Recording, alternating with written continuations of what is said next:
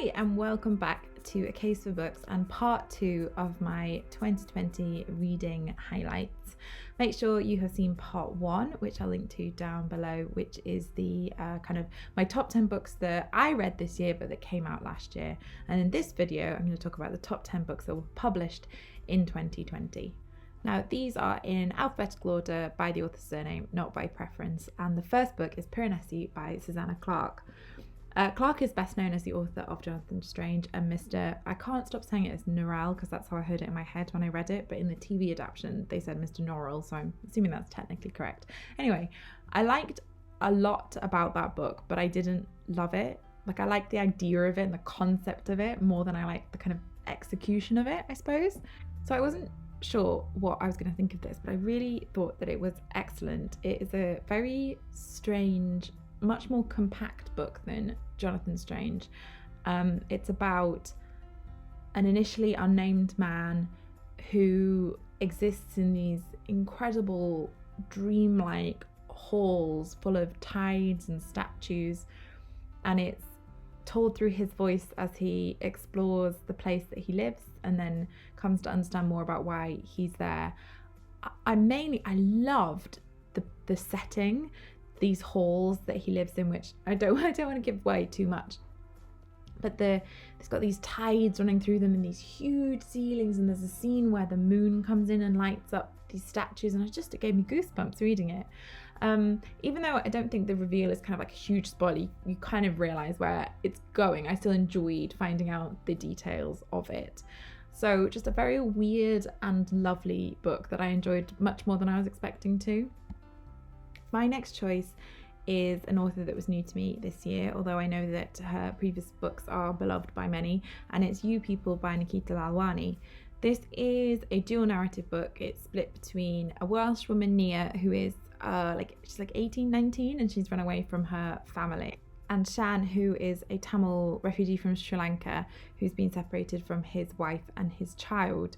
And it swaps between them. They both work at a restaurant in London run by this kind of enigmatic, has all these kind of side projects helping people, but in situations that are morally or legally kind of grey areas. And it's about this small community, and it's about immigration, and particularly it's to do with Britain and London and its approach to immigration and the prejudices and the complicated situations there, and the situations that people are in who are just trying to find safety. It also builds to a really, really tense, almost thrillery finale that I absolutely raced through and couldn't put down. So it's kind of a literary political novel, but also a really readable, pacey book.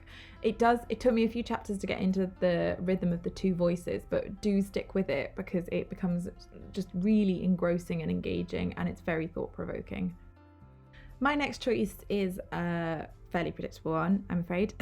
It's The Mirror and the Light by Hilary Mantel, which of course is the third book in her Thomas Cromwell trilogy. I'm a huge fan of Mantel generally, and these books are some of my all-time favourites. I reread Wolf Hall and Bring Up the Bodies in preparation for this coming out in March. And I really do think Wolf Hall, well, it's one of my absolute all-time favourite books, and it is still my favourite of the whole trilogy, although the last line of the second book is one of my favourite last lines of any book ever. This, I thought, was a remarkable finish to it. I had absolute faith in her, and I don't want to be a bore, but I really do think it's a travesty that this wasn't on the Booker shortlist, but that's a conversation for another time.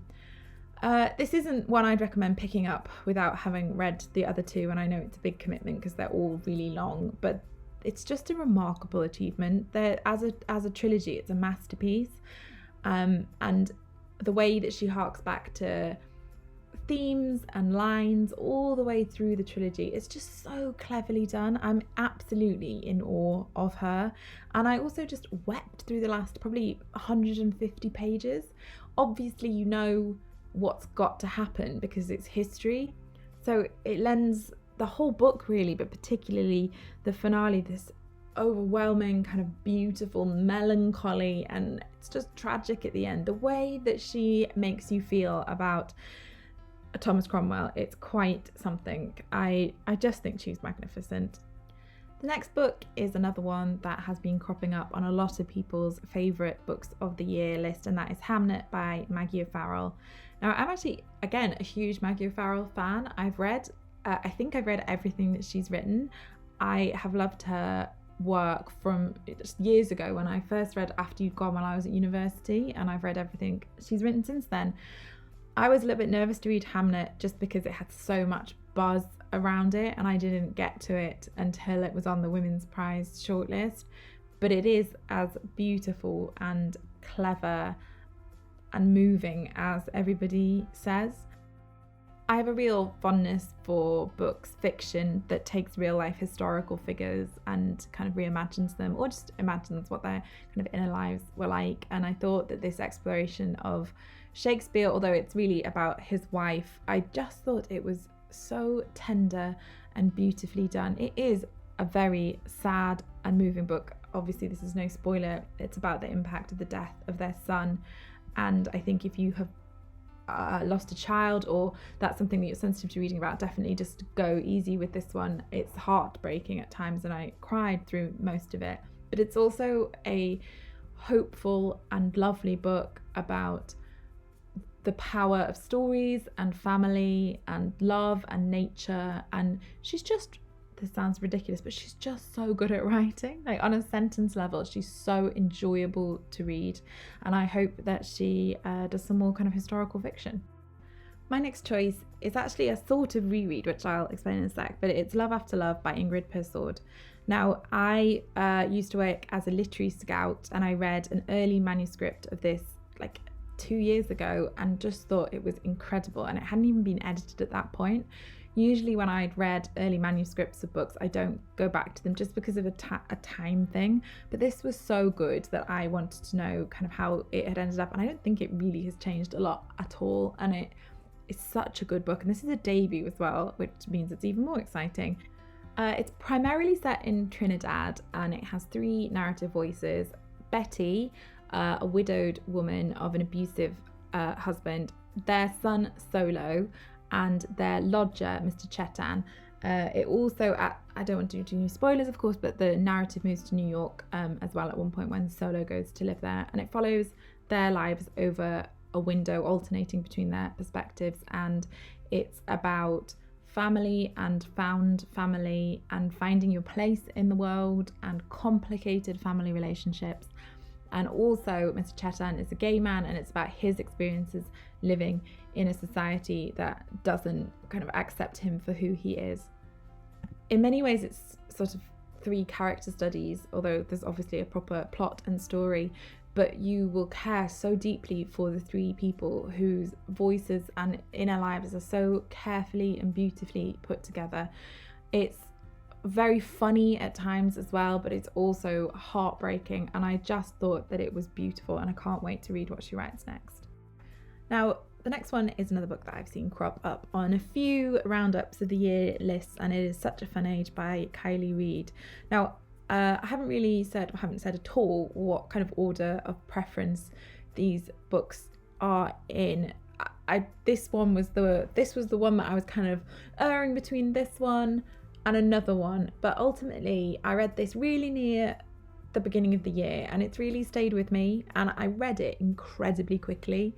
I feel like that, couldn't put it down. It's such a cliched thing to say about a book, but I couldn't. I read it in sort of a few, really, I think 2 or 3 sittings, and I was desperate to know what happens. It reads with the pace of a thriller, although it's not a thriller, and it's just such an engaging, clever, witty but dark, uncomfortable at times read about race and class and online lives. And I thought it was excellent. I thought it was really smoothly, cleverly executed, and I really enjoy reading books where you feel like the author knows exactly what they're doing and that you're in sort of safe storytelling hands. Much as I say I've seen this on some people's lists, I do know people whose tastes I usually overlap with who didn't get on with this as well, and I think it was very hyped, wasn't it? But I thought it was excellent. I'd really recommend it. My next choice is kind of the opposite situation in that this one hasn't really got a lot of hype, but I think that it warrants it. Anbar Islam's debut book, Things Bright and Beautiful, came out, was it last year, the year before? And I thought it was excellent. I thought it was just such an exciting debut, and I was really looking forward to reading this, her follow-up, Belladonna. This is set primarily in Italy. It's in the 50s, and it's about a girl who goes to a it's like a scholarship thing in a convent in Italy with a small group of largely wealthy girls, and it's about her very intense friendship bordering on obsession with another girl. I think Salam is so good at the intricacies of relationships. In her debut, it was about a marriage and it was about faith. This is very much about female friendship and the expectations put on women at the time, obviously, but of course there are parallels still now. I think she's very good at those sharp observational elements, and also the setting. I felt completely transported to Italy, first in the sort of sticky heat and then when it gets cold in the convent as well. I found it very readable, I found it very sharp, I found it very clever, and I think that Salam is just excellent on faith and claustrophobic relationships, and I think she deserves a lot more hype. Next up is a very well-known author, but one that was new to me this year, and one of her earlier books, in fact her debut was on my top 10 of new to me books, but her most recent book is on this list as well, and I am going to seek out her other work as well. So it's Curtis Sittenfeld, and her new book is Rodham, which I imagine lots of you are aware of. It is a fictional retelling of Hillary Rodham's life if she didn't marry Bill Clinton. In real life, Bill proposed to her, I think it's 3 times, and she accepted on the 3rd time, and this is imagining what happens if she hadn't. Now, it took me a little bit to get into it, and I must admit I did enjoy the second half of the book where it was sort of purely invention more than I enjoyed the first half that's much more rooted in what really happened. And I felt slightly strange reading some of the sex scenes because Hillary is a real person who's still alive.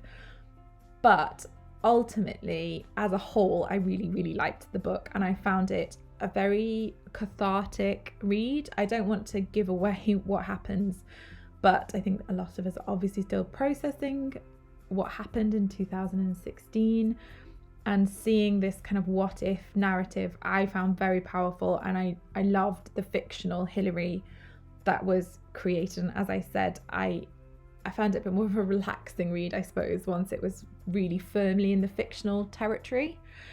But just that's more to do with the content. As a writer, I just think that Sittenfeld is marvellous. I loved Prep, the book that was on my other top 10, and I'm really looking forward to reading American Wife as well. She's just so witty and sharp and clever, and I really enjoyed it. As I mentioned in my last video, I read both of these because I did an event with her this year, a digital event, and I absolutely loved talking to her. She was everything that you would kind of want from her books. So I'd really recommend both Prep and Rodham. My penultimate choice is a book that I had heard announced, and the blurb just sounded so extremely up my street that I accidentally pre-ordered it twice from 2 different bookshops, and that's The Liar's Dictionary by Ellie Williams. I just loved it. It's, sometimes you read those books and it just feels like it's been created for you as a reader. So this is dual narrative, one of which is a modern woman, one of which is a man in the past. It's about language, and it is witty and smart. I feel like I keep using the same words, but of course, to describe all these books, but of course I have a particular taste in books, and so the ones that are on my top 10 are going to have things in common in tone. So this tells the story of the 2 narratives. The man he was compiling this dictionary, and he started introducing what are called mount weasels, which are made up words, into the dictionary. In modern times, it is her character's job to kind of go through them and find them. Both those narratives are so enjoyable to read on their own merits. There's a real pleasing level of absurdity through both of them. Like, they are nominally set in the real world, but they have that kind of almost fably quirky absurd is the best word, tone to both of them.